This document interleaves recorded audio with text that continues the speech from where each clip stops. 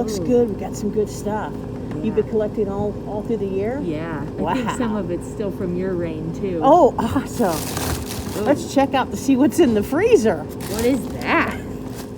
Hello, everybody. Hi. And welcome to the next episode of Adventures with Toad. and Timberdoodle.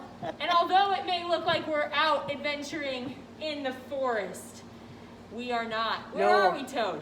We're at the Jefferson County Park Nature Center. We sure are. But do we have an adventure for you today? You bet we do. Our topic today is What's in the freezer? Yikes.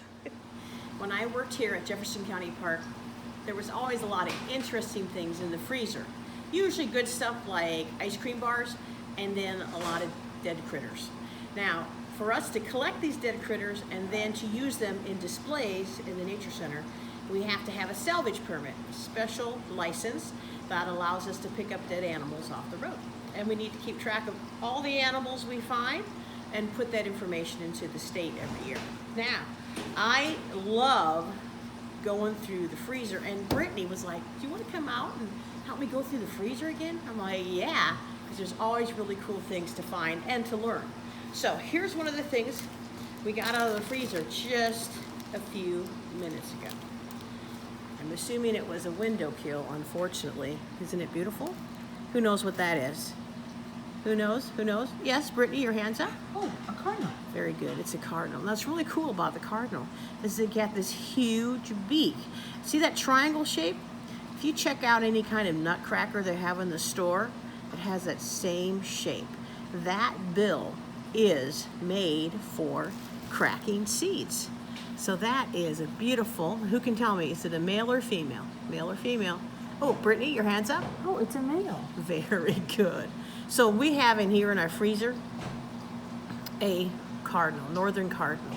You can notice that they do have a little black around the beak there. And of course the females are more of a bronzy color, so they blend in when they're sitting in the nest. They're a little bit more camouflaged. He's pretty cool. All right, on to what's in the freezer. Item number 2. Oh, wow, pretty cool. Now, I know that they're not in the best shape because most of these were window kills or hit by cars. And you should know that it is illegal for us to go out and collect birds just to bring them in the Nature Center. We would never do that. We would never do that. That'd be cruel. And like I said, illegal. So almost all birds are protected by law. In Iowa, some are hunted, of course, and have seasons, like some of the ducks and pheasant and turkey and things like that. And there are only 2 birds in Iowa that are not protected by law, and that's because they're invasive species. And one of them is a house sparrow, and one of them is a starling. All other birds protected by law. This little guy here is probably one you may not have seen before, but they're quite common. He's got this cool little V on his neck here, a little black underneath. This tells you he's a boy. He's got a little bit of rust on the wing. And when you are traveling down like a gravel road, you might have this guy sitting up on the wire and he might be singing to you his name. He's a dickcissel. And when he sings, let me play the sound for you. He sounds like dick. So, I didn't do that very well. He sounds better than that. So let's do his sound. Let's do...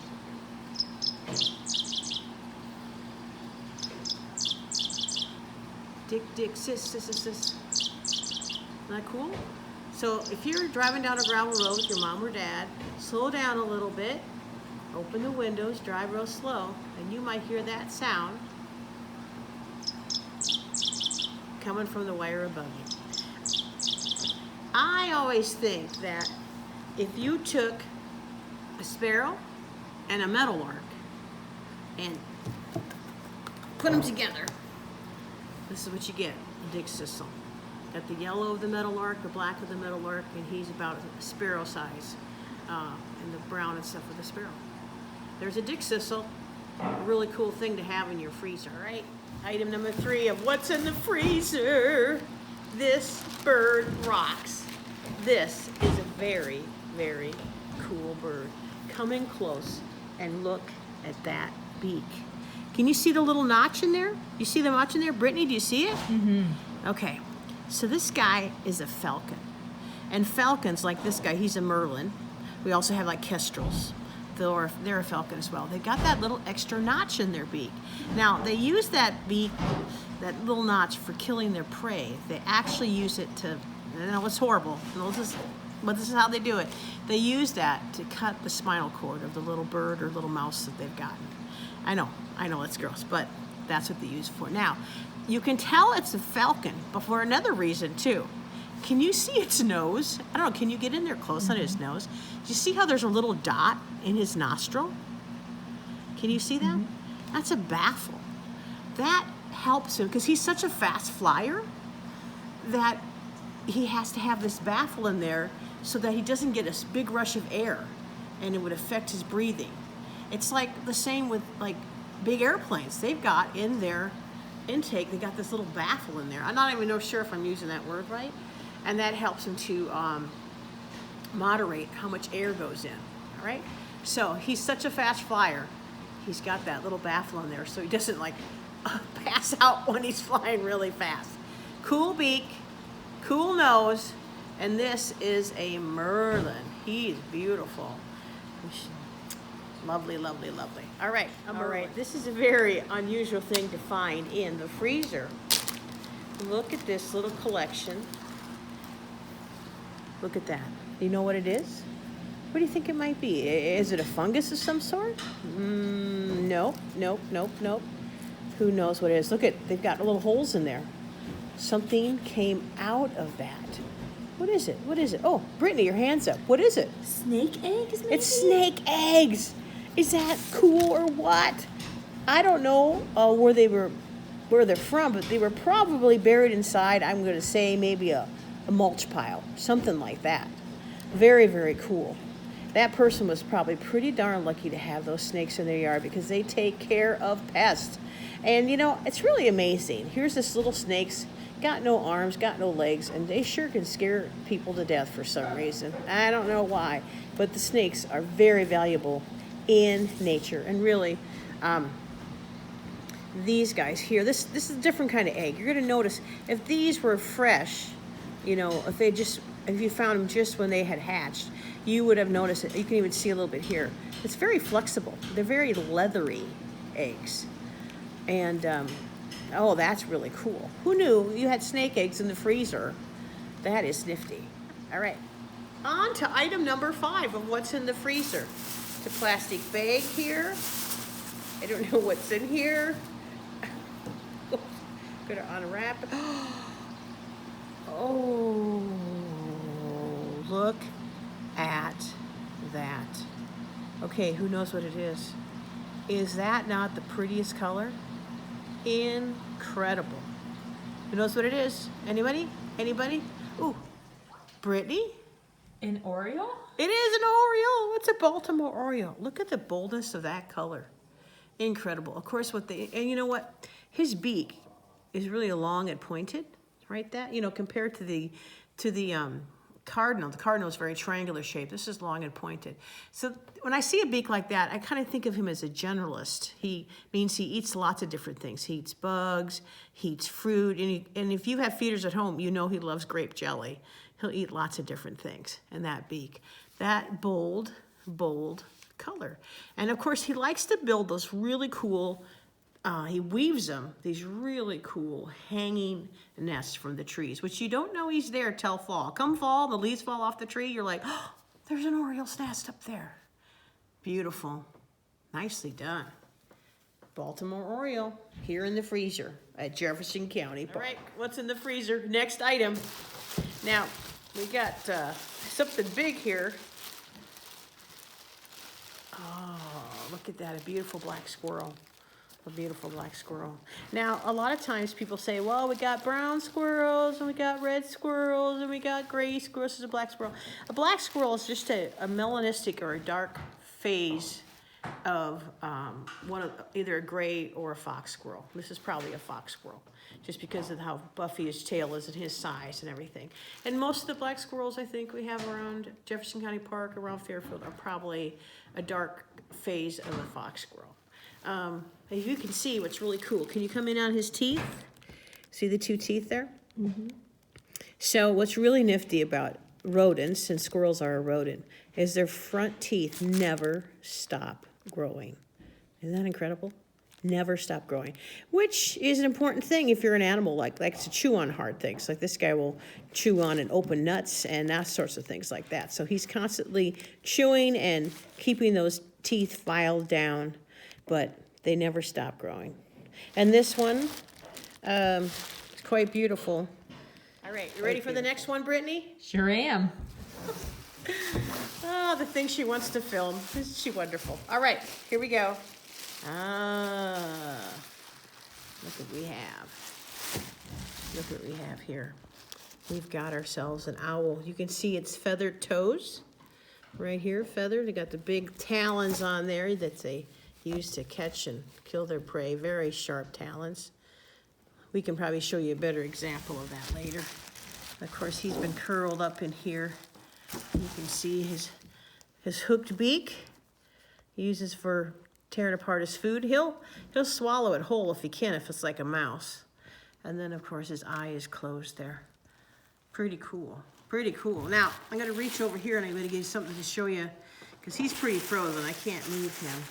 The cool thing about owls, well, there's tons of cool things about owls. All they're really neat adaptations. Can you see the edge of the feather right here? Do you see that pretty fringe? Mm-hmm. That fringe is what allows an owl to fly quietly. And matter of fact, it's not just that fringe, but also it really does have a little softer texture to the wing as a whole. But that little fringe breaks up the turbulence, and so as it's flapping through the air, it actually cuts the sound quite a bit. Now I'm going to reach in here and see if I can find, does there happen to be a hawk in here? No, there's no hawk in here. Here's a hawk. So here's a hawk's wing. Listen to the hawk's wing. Can you hear that? Pretty noisy. See, hawks fly during the day, and they use their eyes to find their food. He doesn't care if he makes a lot of noise flapping his wings. He's going to chase it down by looking for it. But owls do their hunting by night, and so they use their ears to find their food for the most part. So that little pretty fringe helps them to cut through the air a lot quieter. Big difference, huh? Hawk, owl. A lot quieter. Pretty cool, huh? Also, just another look over here at a hawk's talons. Look at that. An owl. An owl. Did I say hawk? Wait, I'm just testing you. Good job, Brittany. And of course, here is the hooked beak of a barred owl. And look at all the space the owl's eyes take in its skull. Its eyes are actually stuck in its skull. It can't move them back and forth and up and down like we can. He has to be able to be really flexible neck for him to do that. And then you can see where the ears are at right there. There's the ears. Isn't nature cool, Brittany? It's amazing. Cool. I'm glad you caught that hawk and owl thing. It's a two for this time, folks. We've got this guy right here. Everybody know what he is? A red-headed woodpecker. Oh, Brittany, you are so smart. This is a red-headed woodpecker. Woodpeckers are probably one of my favorite group of birds. Their adaptations just blow me away. They've got a beak. If we hit a tree with our head the way they do, we'd have some major problems. We'd be in the hospital. But they have a well-cushioned skull. They've got a beak that has behind the beak some spongy tissue that really absorbs the blow. They've got a beak that's very chisel-shaped to help them chip through the wood. It's really incredible. And then they also have a foot that has 2 toes in the back and 2 toes in the front. And that type of foot helps them as a climbing foot. They can hang on to the side of the tree with that. And you can see that each one of their toes is a little bit different length, so they really can get a grip around stuff when they're on the side of the tree. And of course, one of my favorite things about is their tail. Their tail feathers are stiff. You can even hear them. Listen. Can you hear that? Their tail feathers are stiff because they use them like a kickstand. They got to prop them against a tree while they're working on the side of the tree. And that's just a few of their many adaptations. And one of my favorite things about woodpeckers is their tongue is twice to 3 times the length of their bill. And when they bring their tongue inside their mouth, they have to wrap it up around the back of their head and underneath their feathers because their tongue is so long. Incredible. So, what a nice find. I love woodpeckers. They're so cool. All right, next item we have in that same container with the red-headed woodpecker, we've got a bird that not too many people see, but it happens to be one of my favorite birds. It's a yellow-billed cuckoo. Look at that beak. Now, what's really cool about yellow-billed cuckoos, I hear them more than I see them. They sound like cook, cook, cook, cook, cook, cook. They have the kind of a strange sound they make. And it didn't really sound anything like them. That was my imitation of it. They got this curved bill, and they love something a lot of birds don't like. They love hairy caterpillars. So on years when there's a lot of webworms in trees, you know, you got those little webs that are in the trees, and those guys love it. As a matter of fact, this has been a good webworm year. It's been a good year to see yellow-billed cuckoos. Another really cool thing about them, they do have really cool feet. They have, I don't even know if you can see them here because it's all curled up. They do have, look at the crazy length of that back toe. I don't know if you can see that at all. Really cool foot. And of course they have a really decorative tail. I love their tail. Look at the markings on the tail. Isn't that pretty? That is pretty nifty. Yellow-billed cuckoo. We also have, they've got some pretty color in their wings. Can you see the little rusts in their wings? That's nice. So they're a fun bird to see. Let me play you the sound of a cuckoo so you can say, I've heard that before, or not. And we have 2 different kind of cuckoos around here. I'm not talking about me, I'm talking about birds. One of them is a black-billed cuckoo, which I have never seen. It's one of my birds I hope to see someday. And then, of course, the yellow-billed cuckoo, which I see quite a bit.